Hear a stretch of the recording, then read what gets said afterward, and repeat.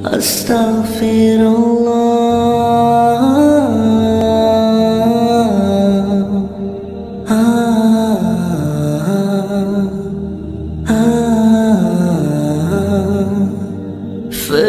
me,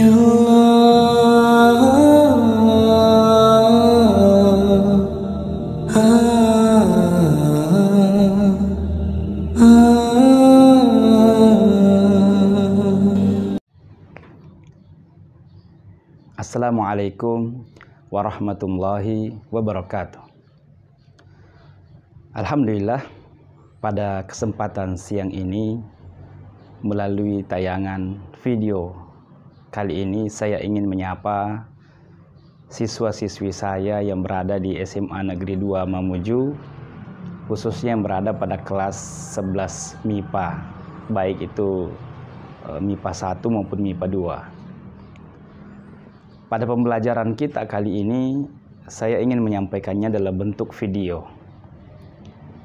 Semoga dengan video ini, adik-adik bisa menyimak, bisa meluangkan waktu untuk menyimak, sehingga sekedar membaca buku, kemudian melengkapi dengan mendengarkan tayangan ini, semoga adik-adik bisa lebih paham maksud daripada pembelajaran kita.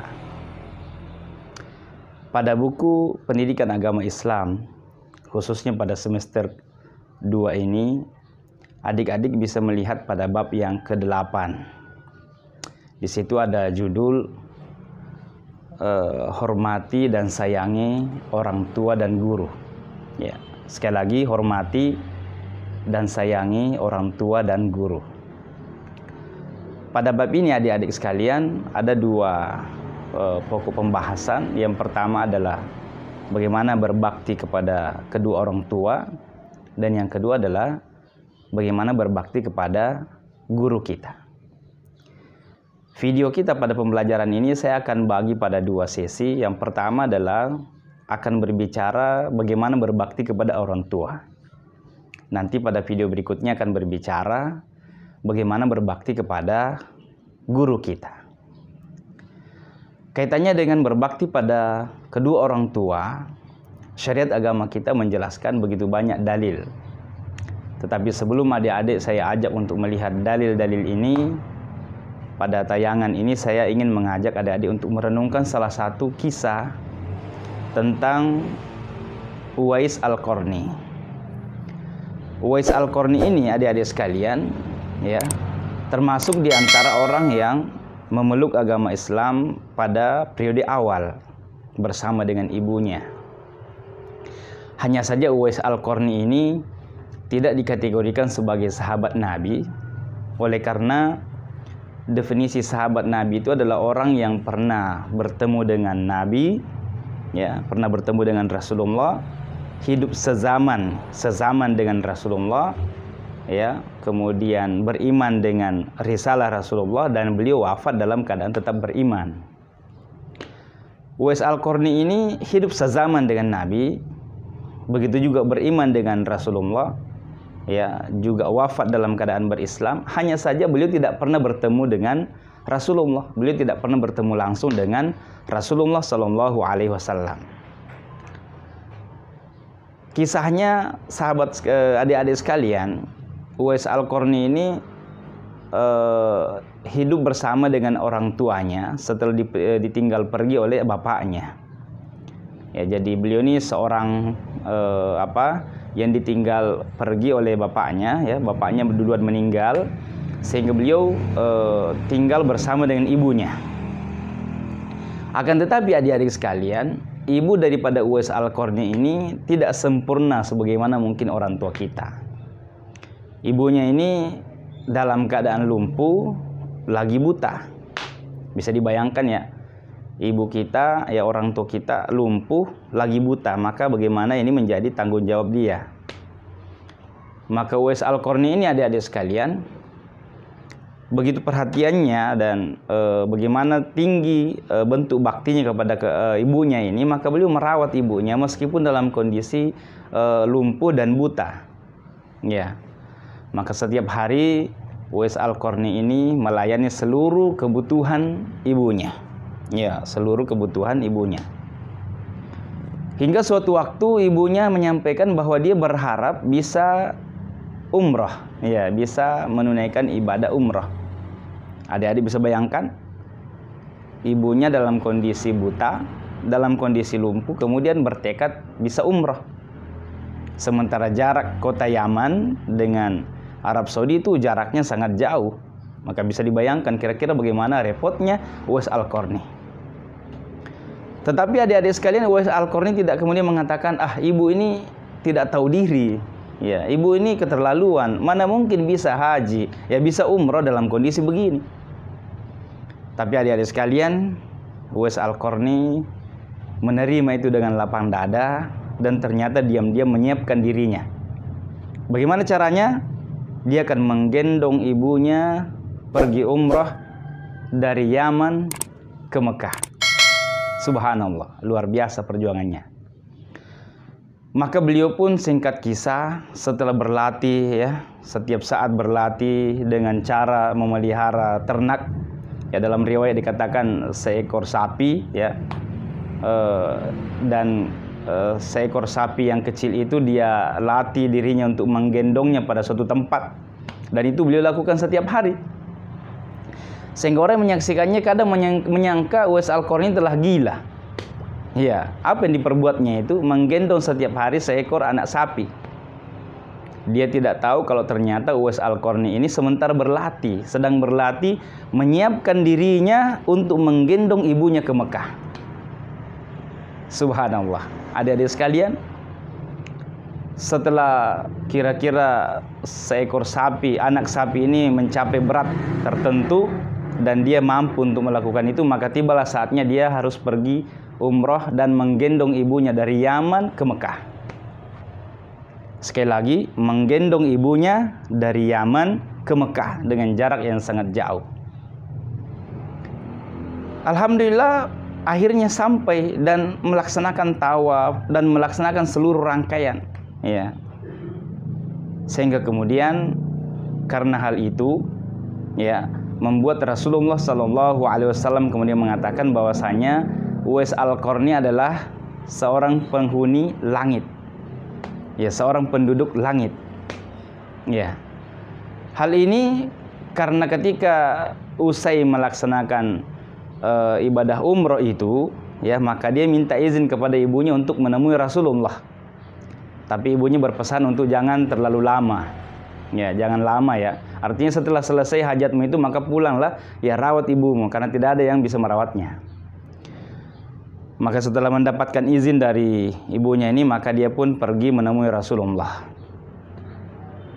Hanya saja adik-adik sekalian, sayang sekali Uwais Al-Qarni ini kala itu tidak berhasil menemui Rasulullah.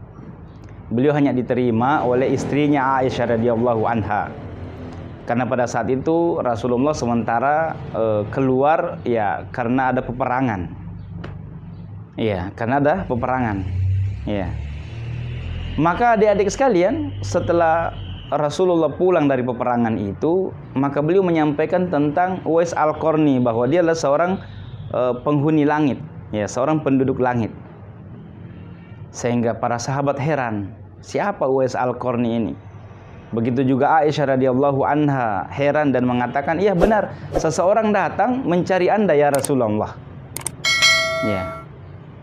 Betapa kecewanya Uwais Al-Qarni yang sudah lama merindukan Rasulullah, merindukan ingin bertemu dengan Rasulullah.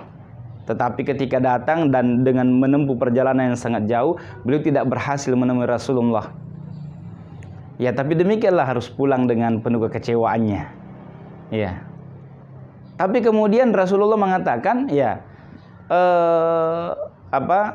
Uwais Al-Qarni ini, ya, Uwais Al-Qarni ini bahkan beliau berpesan kepada Umar bin Khattab dan Ali radhiyallahu anhu, kalau suatu ketika nanti engkau bertemu dengan Uwais Al-Qarni ini, maka kenalilah dengan warna putih, tanda warna putih pada telapak tangannya. Ya. Kenalilah dengan tanda telapak putih pada telapak tangannya. Iya. Karena kita ketahui bahwasanya Uwais Al-Qarni ini ada penyakit, ya, ada penyakit ada belang-belang putih pada badannya, ya ada kelainan kulit. Tapi kemudian ini sembuh, ya sembuh ketika beliau menunaikan ibadah umroh bersama dengan ibunya. Ya, doanya mustajab, doa ibunya mustajab, sehingga kemudian penyakitnya ini sembuh. Ya, hingga yang tersisa adalah pada telapak tangan dan bekas warna putih di pundak beliau. Ya, adik-adik dan sahabat YouTube yang dimuliakan oleh Allah Subhanahu Wa Taala, ya lanjut kisah kita. Ya, Uwais Al-Qarni ini tidak sempat bertemu dengan Rasulullah, dan Rasulullah berpesan kepada sahabatnya Umar bin Khattab dan Ali radhiyallahu anhu bahwasanya suatu ketika nanti kalau kalian bertemu dengan Uwais Al-Qarni, maka minta ampunlah, mintalah istighfar. Ya, mintalah dia untuk mendoakan Anda untuk dimohonkan ampun oleh Allah Subhanahu wa taala. Ya, karena dia adalah penghuni langit. Betapa penasarannya sahabat YouTube, adik-adik sahabat sekalian, ketika Umar bin Khattab dan Ali radhiyallahu anhu suatu ketika akhirnya menemukan, ya ada rombongan kabilah yang datang dari Yaman untuk berumrah, ya melaksanakan ibadah haji dan umrah di Mekah. Maka Umar bin Khattab selalu menanyakan, adakah di antara kalian adakah di antara kalian seseorang yang bernama Uwais Al-Qarni? Maka dikatakan kepadanya, iya, seseorang ada yang bernama Uwais Al-Qarni. Maka Umar bin Khattab menemuinya, tapi pada waktu itu dia sementara sholat sunat. Ya, maka kemudian setelah selesai baru kemudian menjawab salamnya dan kemudian menemui Umar bin Khattab. Dan pada saat itu dikenalilah tanda warna putih ya yang ada di telapak tangan sebagaimana yang Rasulullah sebutkan. Maka pada saat itu sahabat sekalian, ya Umar bin Khattab meminta agar didoakan, tapi kemudian dengan penuh ketawaduan mengatakan, tidak, justru sayalah yang harusnya memohon ampun kepada Allah melalui doa Anda. Tapi kemudian Umar bin Khattab mengatakan bahwa dulu Rasulullah mengatakan begini, maka kemudian dia mendoakannya. Singkat kisah, ya sahabat YouTube dan adik-adik sekalian yang dimuliakan oleh Allah Subhanahu wa taala, di sini nampak kisah Uwais Al-Qarni yang memiliki keutamaan, kata Rasulullah, sebagai penghuni langit, ya penduduk langit, karena baktinya kepada kedua orang tuanya. Baktinya kepada kedua orang tuanya, merawatnya dalam kondisi sakit, dan yang tak kalah luar biasanya karena beliau kemudian menggendong ibunya sampai kemudian melaksanakan ibadah umrah di Mekah. Ini sebuah perjuangan yang tidak gampang. Tentu saja adik-adik sekalian, untuk berbakti kepada kedua orang tua kita, ya ini bisa dilakukan dengan banyak cara. Bisa dilakukan dengan banyak cara. Tetapi sebelum saya menyebutkan itu, ya tetap dengarkan tayangan ini karena ya saya akan membacakan setidaknya 2 dalil. Yang pertama, Rasulullah firman Allah dalam Al-Qur'an dalam surah Al-Isra ayat 23 sampai 24, Allah berfirman, wa qada rabbuka alla ta'budu illa iyyah wa bil walidaini ihsana imma yablughanna 'indakal kibara ahaduhuma aw kilahuma fala taqul lahumā uff, ya wa qul lahumā qawlan karīmā, ya wa qul lahumā qawlan karīmā wahfid lahumā janāhaz zulli minar rahmah wa qul rabbirhamhumā kamā rabbayani shaghīra. Apa artinya?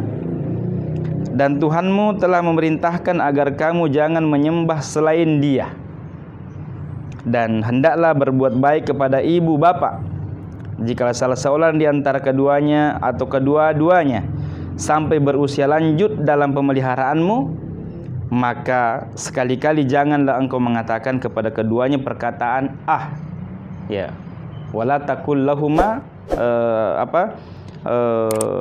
dan janganlah kalian mengatakan uffin, ya kalimat atau sejenisnya, awah, awe, atau berbagai bentuk-bentuk hardikan lainnya. Dan janganlah engkau membentak keduanya, dan ucapkanlah kepada keduanya perkataan yang baik, dan rendahkanlah dirimu terhadap keduanya dengan penuh kasih sayang, dan ucapkanlah, wahai Tuhanku, sayangilah keduanya sebagaimana mereka berdua telah mendidik aku pada waktu kecil. Sahabat YouTube, adik-adik yang dimuliakan oleh Allah Subhanahu wa taala, yang kedua, keridhaan Allah Subhanahu wa taala terletak daripada ridho kita kepada Allah Subhanahu wa taala. Rasulullah mengatakan ridhollahi fi ridhol walidain. Ya, keridhaan Allah terletak dari keridhaan kedua orang tua kita kepada kita. Karena itu dalam kisah ini, ya, Uwais Al-Qarni pernah berdoa memohon ampun agar dosa, ya, kedua orang tuanya diampuni. Ya. Maka kemudian, ya, ibunya mengatakan, bagaimana dengan dosa-dosamu? Ya, maka dia mengatakan, cukup saya memohonkan ampun untuk kedua orang tuaku, karena ketika Allah telah ridho kepada orang tuaku, maka, ya, ketika kedua orang tuaku telah ridho kepada diriku, maka Allah pun akan ridho kepadaku. Ya, demikian adik-adik sekalian. Sekali lagi, ridhollahi fi ridhol walidain. Keridhaan Allah terletak daripada sejauh mana keridhaan kedua orang tua kepada diri-diri kita. Karena itu adik-adik sekalian, jangan sekali-kali membentak orang tua, jangan sekali-kali mengatakan atau kalimat-kalimat sejenisnya. Bagaimana kemudian bentuk-bentuk bakti kita kepadanya, dan selanjutnya bagaimana bentuk bakti kita kepada guru-guru kita? Nantikan tayangan berikutnya. Saya akhiri, semoga adik-adik semuanya dan sahabat YouTube semuanya termasuk orang-orang yang berbakti kepada kedua orang tua, dan orang-orang yang dimasukkan ke dalam golongan orang-orang yang masuk surga karena taat kepada kedua orang tuanya. Assalamualaikum warahmatullahi wabarakatuh.